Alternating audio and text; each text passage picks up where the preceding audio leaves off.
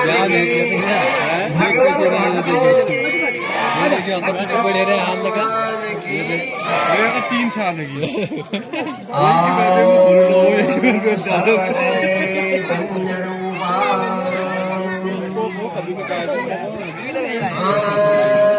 आद्यां विद्यां च धीमहि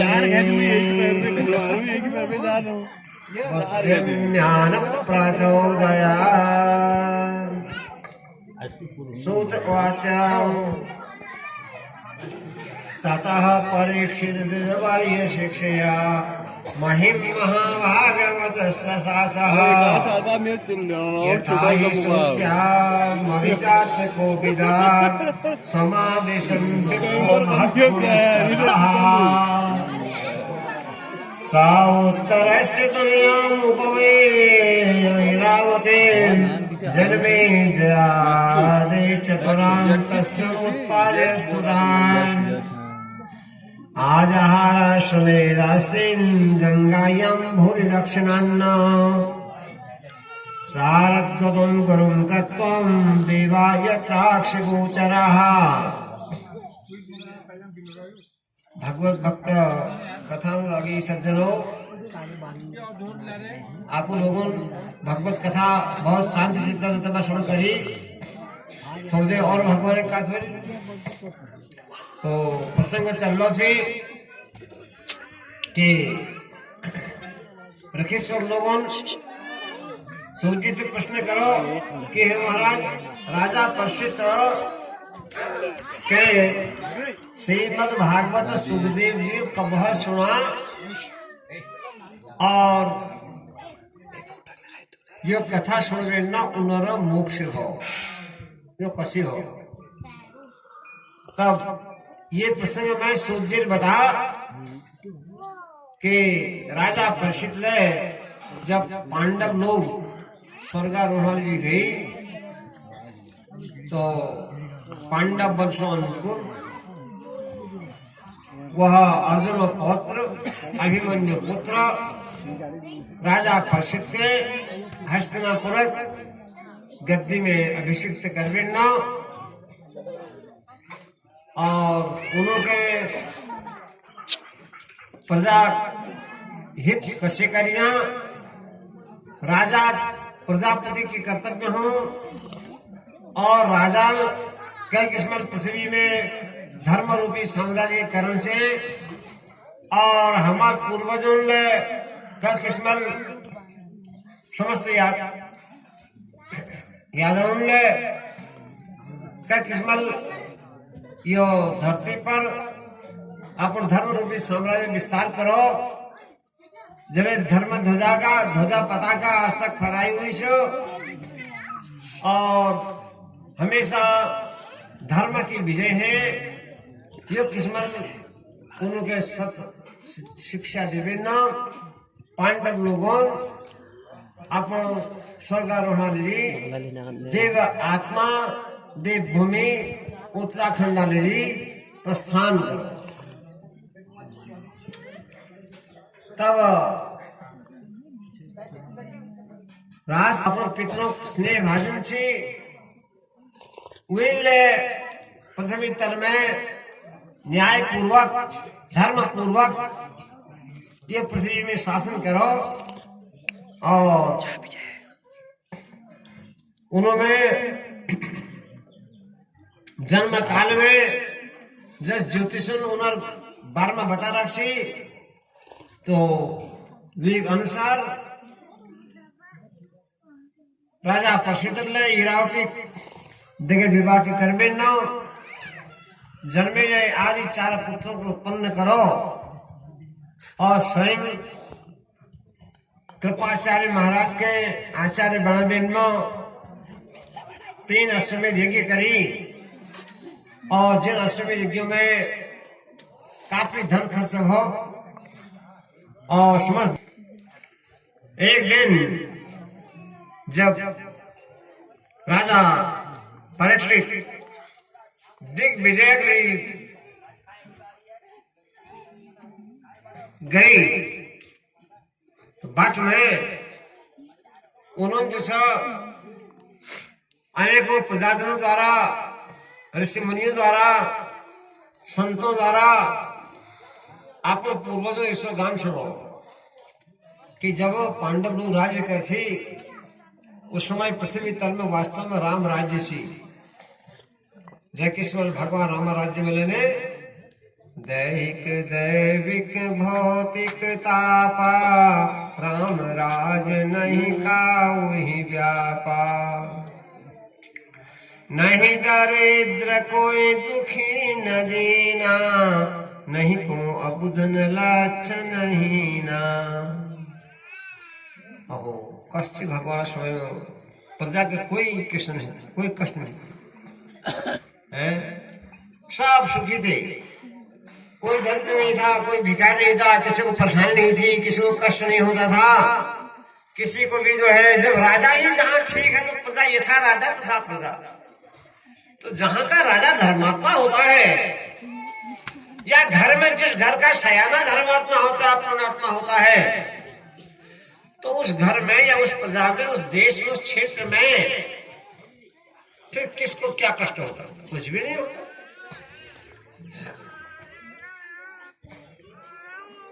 कोई भी उनको दैहिक दैविक भौतिक नहीं। राजा जब धर्म पूर्वक न्याय पूर्वक शासन करते थे उनके राज्य में प्रजा बड़ी सुखी थी। यहाँ कहीं चोर डकैत बदमाश इस पृथ्वी तल में जब राजा परीक्षित देश देश के जीतते हुए हैं तो उसमें भद्रमाल है, केतुमाल है, भारत है, उत्तर पूर्व है, किम पुरुष है आदि वस्तु को जीत करके वहां के राजाओं से बड़ी बड़ी भेंट को स्वीकार करते हुए और उनके द्वारा अपने पूर्वजों की प्रशंसा को सुनते हुए उन्हें बड़ा आनंद होता था, क्योंकि उन सबकी प्रशंसा में भगवान श्री कृष्णचंद्र अर्थात उनकी बुआ कुंती थी, उसके लड़के पांडव थे, तो फुफेरे भाई थे, हैं पांडवों के पौत्र ये परीक्षित, यह भी जो है उनके वृतांत में, उनकी प्रशंसा में भगवान श्री कृष्ण का महात्म्य में टपकता था। और ऐसे परीक्षित को सुनने को मिलता था कि भगवान श्री कृष्ण ने किस प्रकार से है कौरवों की अपार अक्षार राक्षस सेना को, उस महान कौरव सागर को, सैन्य सागर को कैसे पांडवों ने जीता, कितना कष्ट उन्होंने झेला, विष्णु के साथ में पांडवों का कैसा स्नेह था, कैसे वो पांडवों की भगवान श्री कृष्ण में भक्ति थी। तब राजा परीक्षित को यह सुन करके बड़ा आनंद की अनुभूति होती थी, प्रेम से उनकी आंखें जो खिल उठती थी। बहुत सा धन और हार इत्यादि ये सब बड़े बड़े शासक लोग क्योंकि दिग्विजय थे, उसमें एक अश्वमेध देवी का घोड़ा होता है, उस घोड़े को जो राजा से बलवान हो, इस धर्मात्मा राजा से ज्यादा धर्मात्मा जो हो, जिसमें ज्यादा धर्म थोड़ा बढ़ता हो, ज्यादा बल जिसमें हो, वही उसको पकड़ता था। और अन्यथा जहां जहां वो घोड़ा जाता था वहां उनका राज्य हो जाता था।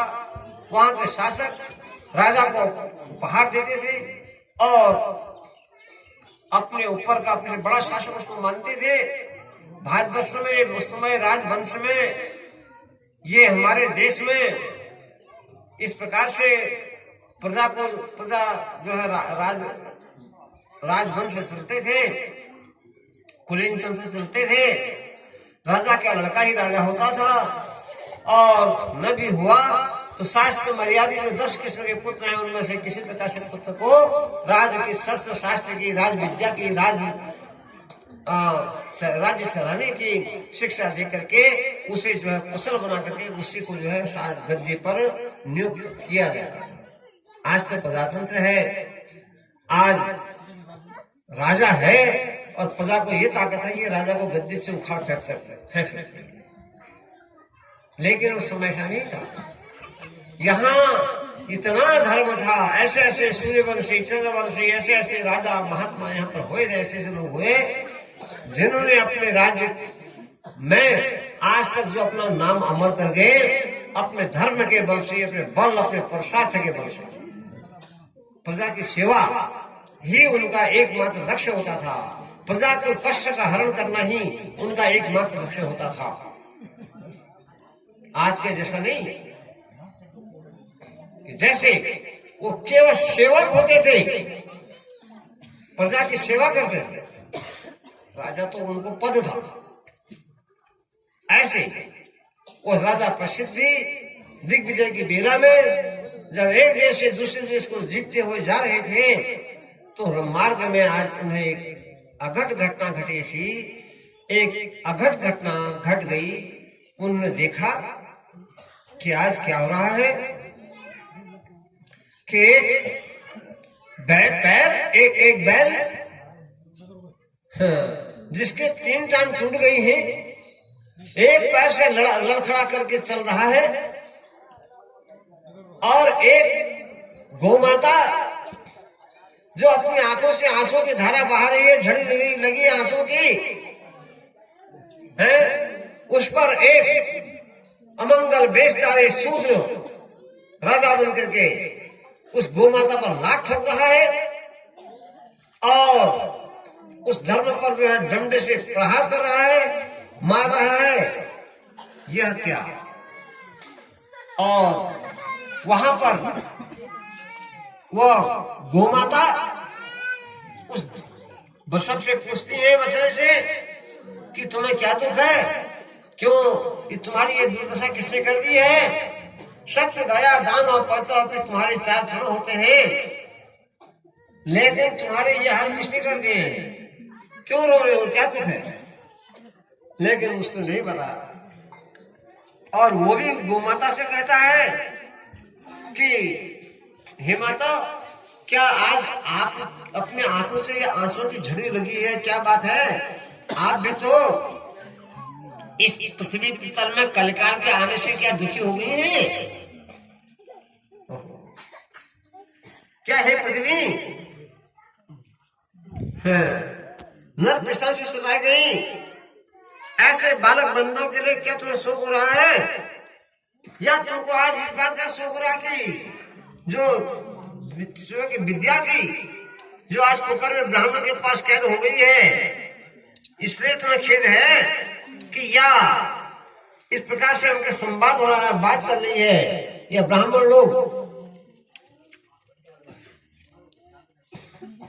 दो ही राजाओं के हाँ में हाँ मिला करके उनकी सेवा करने लग गए हैं, या आज राजा लोग कल से भयभीत हैं, उन्होंने कई राष्ट्रों को रुख फसोड़ लिया है।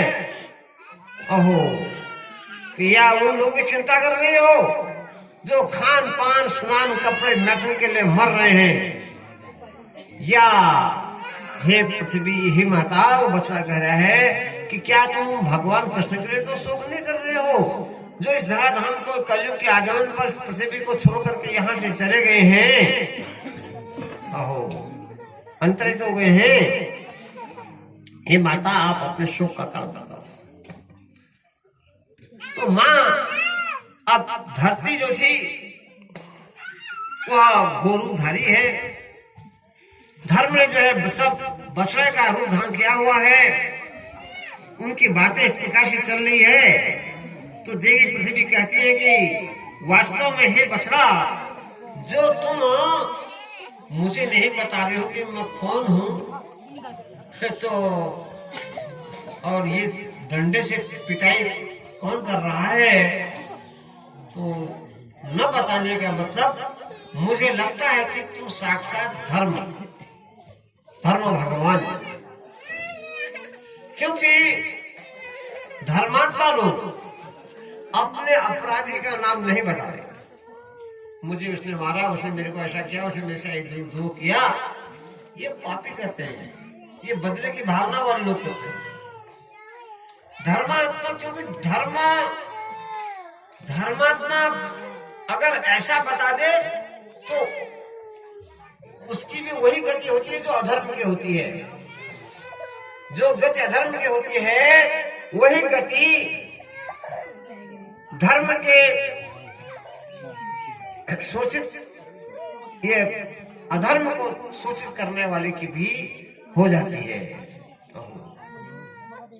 वास्तव में। और फिर गौ माता भी अपने उस बच्चे को दुखी देख करके आंसू बहा रही थी, शोक संतप्त हो रही थी। तो स्वतः उनका संवाद चल रहा था, बात चल रही थी। राजा प्रसिद्ध भी तमाम देश देशांतर को जीत के कर करके उस स्थान पर गए जहां वो प्रसव देवता कमल रज की तरह सफेद था, डर रहा था, डर के मारे मूत्र उत्सर्ग कर रहा था। एक ही पैर पर खड़ा वह हो रहा था, बड़ी लाचार और दुबली हो रही थी कि अब मैं कहां जाऊं। अब पृथ्वी में घोरो कलिकाल आगो छो, यो कलिकाल पापों को युग छो, और ये में उसे समस्त पापा सजा छो। मेरे रक्षा को करल, मैं कैसे शरण में जा, ये किस्मत बिलाप कर रहे। तो गौ माता और बसव देवता की यह स्थिति ये देख के न राजा प्रसिद्ध जब उनके पास पहुंचे तो देख ले कि ये गौ माता छो, ये बसव देवता छो, और ये पसर बड़े शूद्र ये गौ माता का लात मारना और ये धर्म के दंडित करना कलयुग का गुण है। जो धर्मात्मा है, जो पुण्यात्मा है, उसे दंड मिल रहा है, युग युग धर्म। और जो पापात्मा है वो मौज उड़ा रहा है, जो अधर्म कर रहा है। और जो बेचारी गाय जो निराश हो रही, मैं क्या कुछ समझ में नहीं आ रहा है? यहाँ कोई किसी के सुनने वाला नहीं है आज कलिकाल में।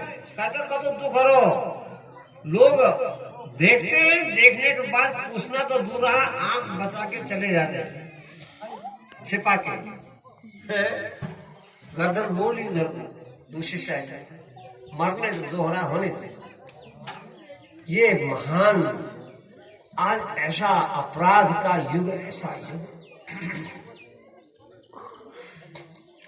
तब राजा धनुष ने, राजा उस परीक्षित ने यह दृश्य देखकर और उसमें बाण संधान करके, सर संधान करके उस राजा ने उस अमंगलधारी शूद्र को डांटा, गंभीर आवाज में मेघ के समान गर्जना करते हुए उसने कहा, थारो रुको, कौन हो तुम जो इस प्रकार से ये निरपराधियों को लात और घूंसा और डंडा बरसा रहे हो? इस देश का एक छत्र साम्राज्य क्या तो मेरा है, मैं इस देश का शासक हूँ, मैं राजा हूँ, मुझे अधिकार है कि मैं जो है अपराधी को दंड दूं। तो क्या तुम इनका कोई सहारा नहीं देख रहे हो? क्या समझ लो कि तुम इनका कोई रक्षक नहीं है, इनका कोई सहारा नहीं है? अरे तुम अपने को बलशाली समझ करके ये राजा की तरह जो है ऐसा देश को बना करके तुम अब परिस्थिति के हाथों नहीं बच सकते, क्योंकि यह राष्ट्र मेरा है, ये पशु, ये गाय, ये धर्म, ये गोमाता, ये पृथ्वी, ये सब मेरे हैं। अरे दुष्टात्मा, तुम कौन हो जिसने इस धर्म, इस बसव देवता के 3 चरणों को जो है काट दिया है? तपस्या, सौंदर्य, सत्य है? तो उनमें आपके 3 चरण तो धर्म, अधर्म के अंश, अहंकार, आसक्ति और मत से नष्ट कर दिए तुमने इनके। अब केवल एक सत्य रूपी चरण बचा हुआ है जिससे आप कुछ गतिमान होते हैं। तो श्रोताओं, इस समय में उस कलयुग ने जब राजा पशु को धनुष में बाण चला करके मारने को जब देखा तो चरणों में गिर गया, दंडवत प्रणाम करने लग गया, नतमस्तक हो गया, चाहे माम चाहे माम चाहे माम। ओहो महाराज रक्षा करो, रक्षा करो महाराज, बचाओ महाराज, मैं आपके शरण में आ गया हूं, मुझे शरण दो महाराज, मुझे शरण दो। अब क्या काम थे ना, पांडव वंश का अंकुर था, भगवान श्री कृष्ण का हमेशा स्मरण करता हुआ वह राजा ने जब देखा कि जिसे मारने को तैयार हूं वो मेरे चरणों मेरे पैरों में गिर गया, अब क्या करूं, कैसे मारूं? क्योंकि नीति कहती है कि शरणागत गहाँ जेत जही निज अनहित अनमानी, ते नर पावर पापमय तिनहि बिलोकत हानि। रावण ने लात मार दी विभीषण को।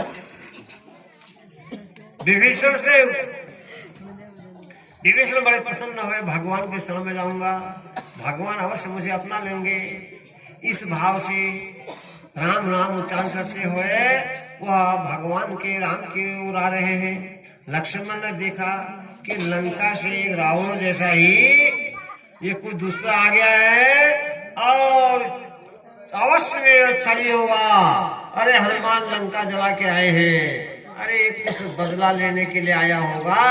हाँ, लक्ष्मण ने भी धनुष संधान करने लगे थे ना, तो राम ने समझाया, क्योंकि आज मर्यादा के प्रतीक थे भगवान। उन भगवान ने कहा विभीषण लक्ष्मण भैया नहीं मारना है, उसको नहीं त्यागना है। जो शरण की रक्षा नहीं करता है वह पावर, वह अनजान पापी मूर्ख है।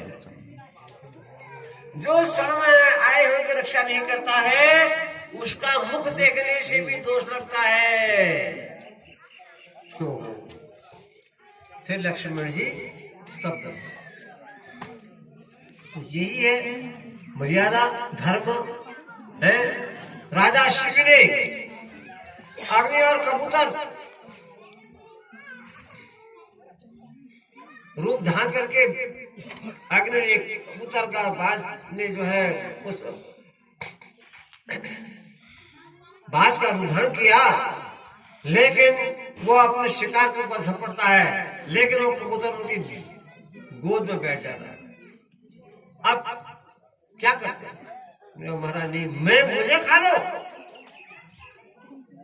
पर ये मेरे समझ में आया है इसकी रक्षा करने का अधिकार मुझे, मेरा उत्तरदायित्व है, मैं इसकी रक्षा करूंगा। तो कैसे रक्षा हुई थी? फूलों के देवताओं ने आकाश से फूलों की वर्षा करी हुई थी इस धरती पर। यहाँ बड़े राजा शिव जैसे, राजा हरिश्चंद्र जैसे, दानवीर कर्ण जैसे बड़े बड़े दानी हुए, बड़े बड़े धर्मात्मा हुए, बड़े बड़े राजा हरिश्चंद्र जैसे सत्यवादी हुए। तो इसलिए यह भारत देश, यहाँ पर शरण दी जाती है, अशरण को शरण दी जाती है।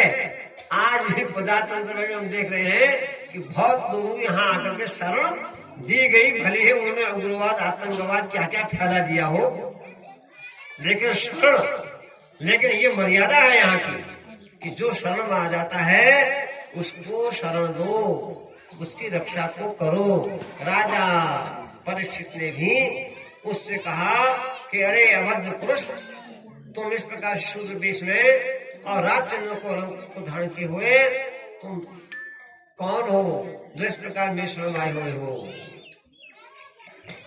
वैसे तो मैं तुम्हें मार देता, लेकिन अब शरण आने के कारण अब तुम मेरे द्वारा क्षमा योग्य हो। हाँ, अब कलियुग को विश्वास हुआ कि अब अवश्य में राजा मुझे बचा लेंगे। कलयुग बोलता है महाराज मैं कौन हूँ?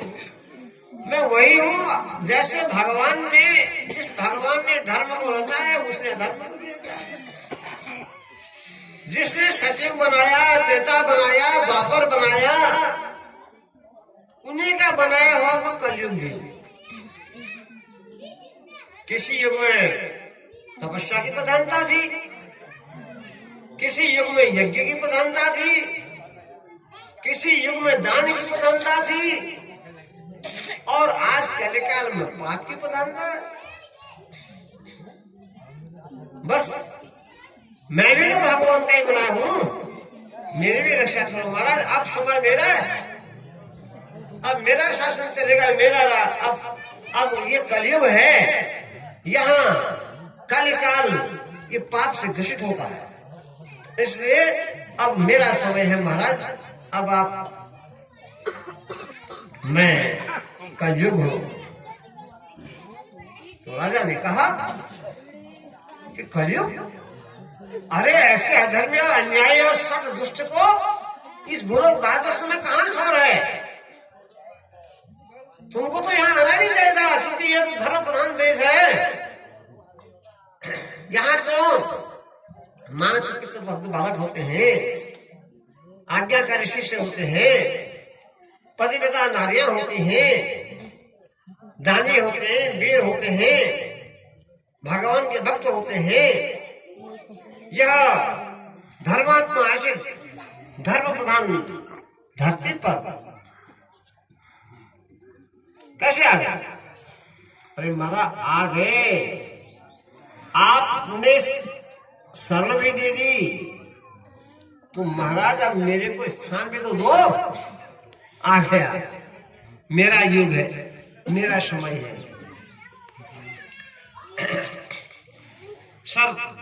सारी पृथ्वी में कलि से ग्रसित है, मुझे यहां भी आना है, मुझे कहीं नहीं छोड़ना है।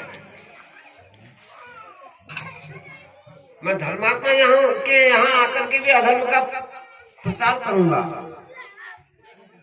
अब राजा ने कहा स्थान है, यह याचक है, यह मांग रहा है, और मांगने वाले को देना भी है। मैं राजा हूं, और ये शरण आया, इसको शरण भी देनी है, ये स्थान मांगता है तो इसको स्थान भी देना है। ऐसा विचार करके उस धर्मात्मा राजा ने, उस परीक्षित ने जो है उस कलिकाल के लिए स्थान नियुक्त कर दिए।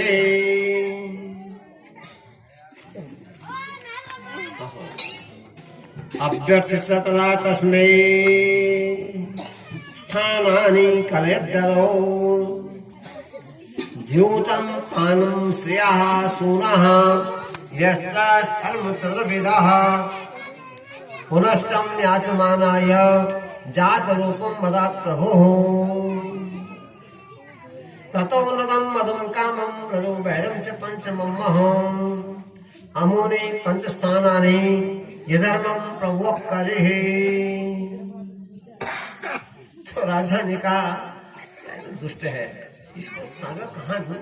राजा बड़ा समझदार था। राजा ने कहा यार तू अधर्म है, तू वहां रहो जहां जुआ खेलते हो, जुआरियों के बीच में रहो, और जहां पर शराब पीते हैं वहां पर, और स्त्री में रहना और हिंसा में रहना, अर्थात जुए में। अब जुआरी जानते हैं क्या है, वहां असत्य होता है, जो छल पंच करो झूठ बोला सको वो जूझ जीतो। शराब में क्या होता है ये सब शराबी जानते ही हैं। क्यों? कि उसमें अभिमान होता है। वो जब शराब पी ली है, आधा घूट पिएगा, 2 बोतल का नशा दिखाने लग जाएगा कि भाई मेरे से बड़ा कोई है ही नहीं, मैं ही सब कुछ हूँ। यूट्यूब में चैनल बढ़ा रहा है, अभिमान है उसमें। 9 सब्सक्राइबर। स्त्री में क्या है? आसक्ति है।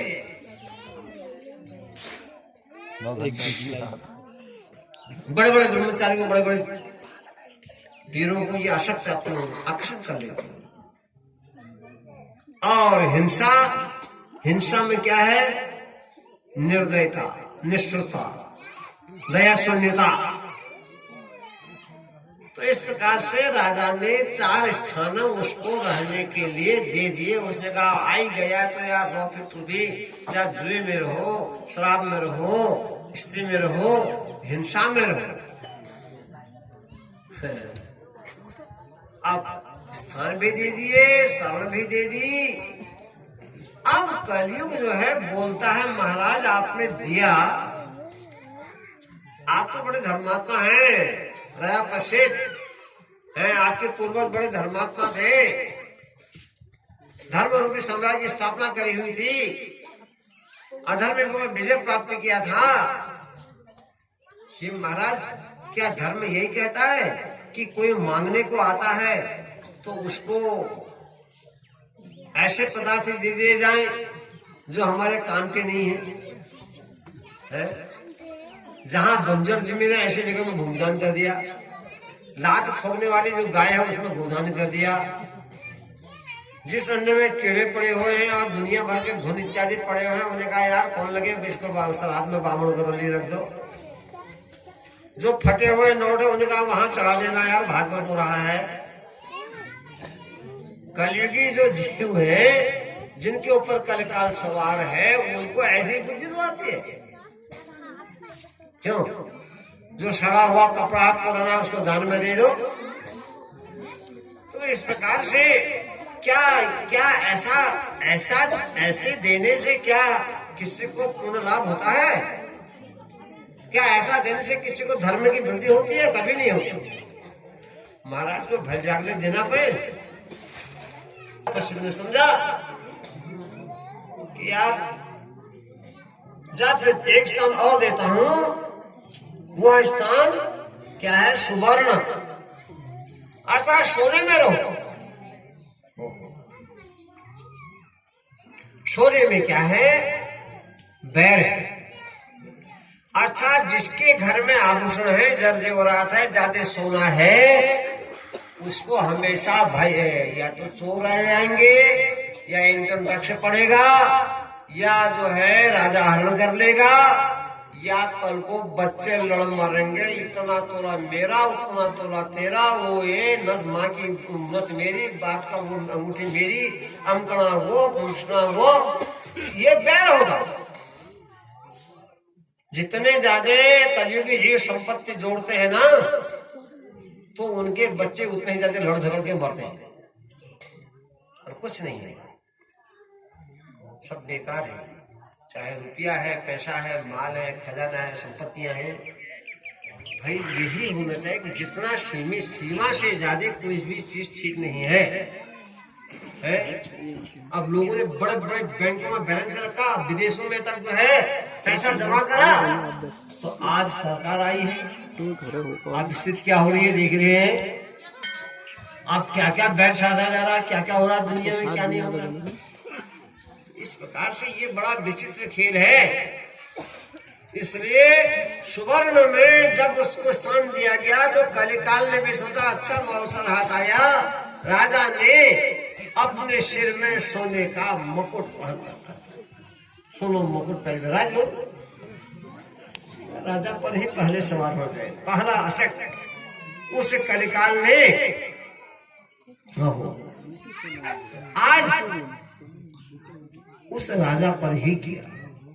कहने का मतलब है कि चलो शरण मिल गई, स्थान निर्दिष्ट हो गए, और उसके बाद वह जो राजा परीक्षित वो प्रणाम उस अमंगल पेश शुद्ध उस कलिकाल ने किया, और पृथ्वी तल में कलयुग के पापों की वृद्धि होने लगे। ऐसे ही एक समय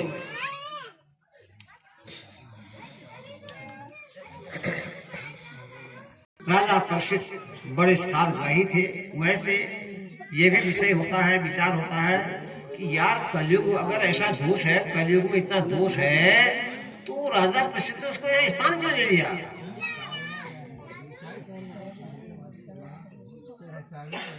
क्यों दिया इस देश में ऐसे ऐसे अधर्म को स्थान? इसलिए दिया कि जैसे भौरा फूल से शहद लेता है, वो बड़ा सारग्राही होता है, ऐसे ही राजा परिषद भी बड़े सारग्राही थे, बड़े धर्मात्मा थे, बड़े पुण्यात्मा थे। उन्होंने जो भी किया होगा सोच विचार के किया होगा। उन्होंने देखा कि कल काल में इतने अवगुण हैं, सारे अवगुणों की खान है, लेकिन एक गुण इसमें ऐसा है, वो सारे अवगुण उसमें नष्ट हो जाते हैं।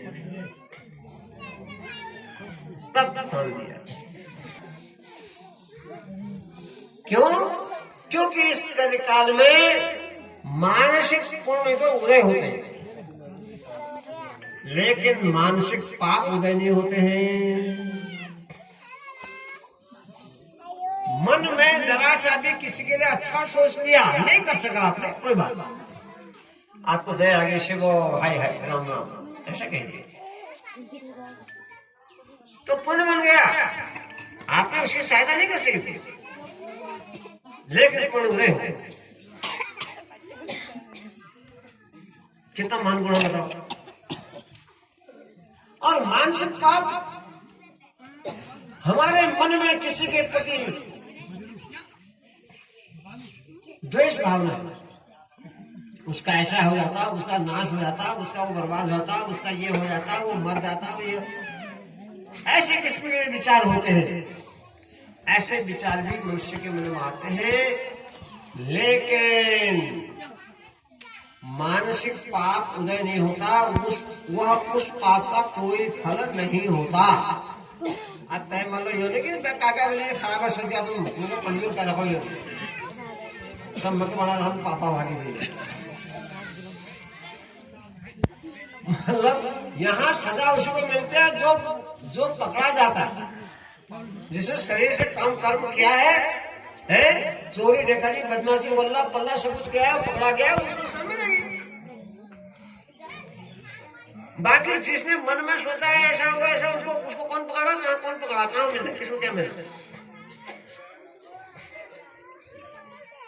क्योंकि इसलिए कलिकाल को चारों युगों में सबसे श्रेष्ठ समझा गया। कलयुग सम नहीं और युग जो नर कर विश्वास, गाय राम गुण गण विमल नर तरई बिना प्रयास। यहां इसलिए मानता है कि इस कलिकाल में हमसे जो भी मन में एक विचार सोचे जाते हैं, वही मन जो दुर्विचार जिसमें आए थे, उसी मन में अगर भक्ति की प्रधानता हो गई, भगवान की कृपा हो गई और उस मन में भक्ति भर गई, वो भगवान के भजन गाने लग गया। हरे राम राम राम हरे हरे, हरे राम राम राम हरे हरे। अगर वो सिया राम मैं सब जग जानी, करम प्रणाम जोरी जुग पानी। सब में भगवान के दर्शन करने लग गया। ईश्वर अंश जीव विनाशी, सारे जीवों में भगवान का अंश समझने लग गया। सबको राम ही समझने लग गया है, तो बस सेवा करने लग गया, निष्पाप हो गया।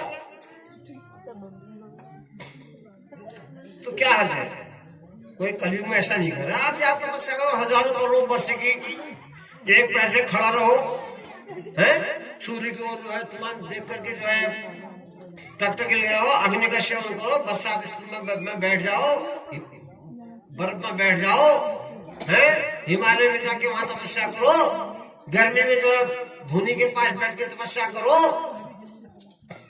कोई नहीं करे, कोई तपस्या ऐसा नहीं है। कोई ऐसा नहीं कर राजा बलि की तरह से आप भी ऐसे दान कर लो, ऐसे आप भी काटने की तरह से राजा हरिश्चंद्र के दानी बन जाओ, कोई बात नहीं है इच्छा, कोई बात। कोई ऐसे आपसे निकला यज्ञ करो है? केवल कलिकाल में इतना ही कहा जा रहा है कि भजन करो, बस। जिसने भजन मन से भजन किया, तन का नहीं है, तन का नहीं करना, मन का फेर। जो मन के मोती है ना, उनको खिलाओ। मन की जो माला है वो रोजा से, अरे तुम्हारा ध्यान कहीं अलग है, बात कहीं अलग कर लो, माला अलग कर लो, कहाँ है? कीर्तन भजन हो रहा है, वहाँ ध्यान दे रहा है, कोई ताली पेटा, कोई किसी को भाव बोल हो रहा है, और कोई इधर देख रहा है, वो कैसा नाच रहा है, वो कैसा कर रहा है, ये कैसा हो रहा है। ये नहीं हुआ। अगर आपने एक क्षण भर में, एक घड़ी, आधी घड़ी में भगवान का भजन कर लिया, तो साक्षात भगवान का साक्षात्कार होता। भगवान कलिकाल में शीघ्र मिल जाता है। यहाँ को हजारों करोड़ों वर्ष नहीं लगते भगवान को प्राप्त करने में। यहाँ तो भगवान बिल्कुल 24 घंटा हमारे अंदर, वहां सर्वव्यापी, सर्वव्यापी, भूतल सब सर्वत्र, ये तो सर्वत्र वो है, और साथ ही रहता है। आवश्यकता होती है उसको जगाने।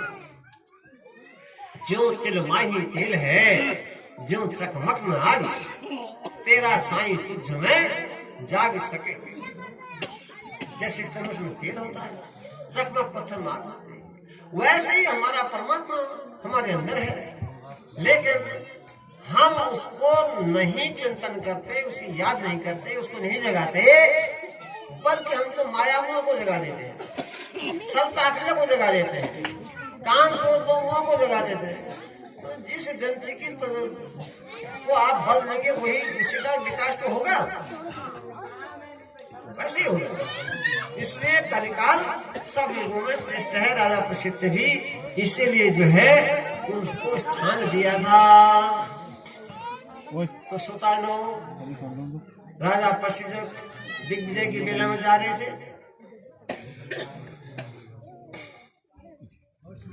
एक जन कहीं जंगल में, कहीं एक महात्मा जी, एक ब्राह्मण देवता सुनसान बैठे हैं। उन्होंने जो है ध्यान लगा रखा है, आंखें बंद कर रखी हैं, प्राणायाम चढ़ा रखा है, और आत्मानंद में प्यास लगी थी। महाराज पानी पिला दीजिए।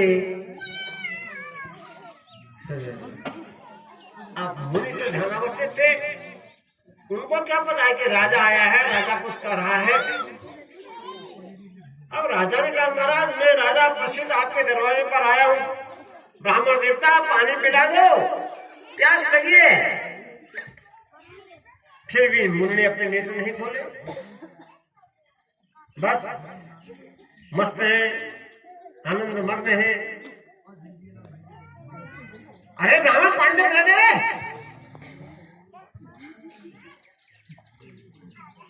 फिर भी मस्त है, फिर भी कोई पता नहीं है।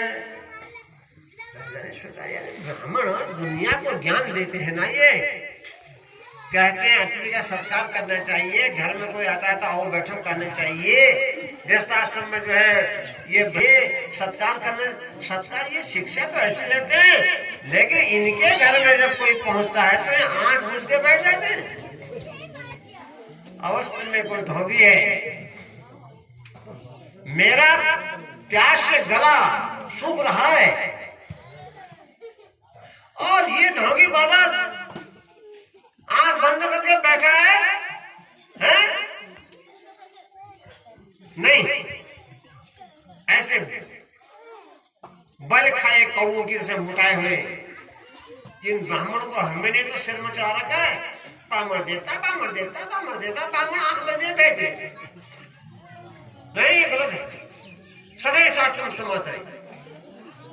राजा ने सिर में सोने का मुकुट पहन रखा था और कलिकाल सवार हो गया था।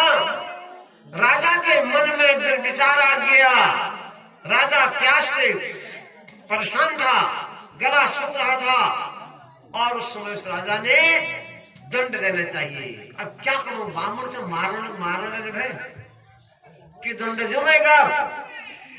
उल्लभ बगीच में मरी हुई सांप से पूछा, धनुष के नोक से उसको उठाया और सम्यक मुनि के गले में उसको डाल दिया। चाप धोगी गई। थोड़ी देर में राजा वहां से अपने मार्ग को गए। उनके प्रजा भी मिल गई, उनके सैनिक भी मिल गए। घर गए, घर जाकर के जो है विश्राम करने लगे, पानी पिया, भूख लगी थी है। और लेकिन के आश्रम थे, ऋषिश्वर लोग यथास्थान अपने जंगल में श्रोताजनों, एक मुनि का बच्चा आया। अरे उसने कहा ये क्या, इसके ये संगी के बाप के गले में तो मरा हुआ सांप किस? अरे वो एक राजा आ रहा था, उसने तो नहीं डाला कहीं। दौड़ के गया और उसने उस संगी से कह दिया, अरे संगी तू यहाँ खेल रहा है मुनि कुमार, तुझे क्या यार, तेरे बाप के गले में वो राजा ने मरा हुआ सांप डाल रखा है, तू यहाँ खेल रहा है, धिक्कार है तेरे लिए। ऐसा पुत्र संगी मुनि गए, मुनि कुमार गए तो जाके उन्होंने देखा कि मेरे पिताजी के गले में मरा हुआ सांप है। तो उन्हें गुस्सा उठा कि एक राजा ने हेलो है जो महान धर्मात्मा अपने को कहता है, ऐसा धर्मात्मा पांडव वंश में उत्पन्न अपने को शासक मानता है, श्रेष्ठ शासक मानता है, उस राजा ने ऐसा काम कर दिया, आज मेरे पिताजी के जो ध्यान में बैठे हैं उनके गले में मरा हुआ सांप डाल दिया। अवश्य में पुत्र का परम कर्तव्य है कि अपने पिता की शत्रु से शत्रुता और अपने मित्र से मित्रता रखे। इस तरह कौशिक नदी का हाथ जल लिया, आसमान करके अपना बाग वज्र उसने छोड़ दिया। अरे जिस राजा ने मेरे ध्यान से पिता के गले में मरा हुआ सांप डाल रखा है, आज से 7वें दिन तक्षक नाग आके उसको डस जावे, खा जावे। उसके बाद अपने पिता के गले में से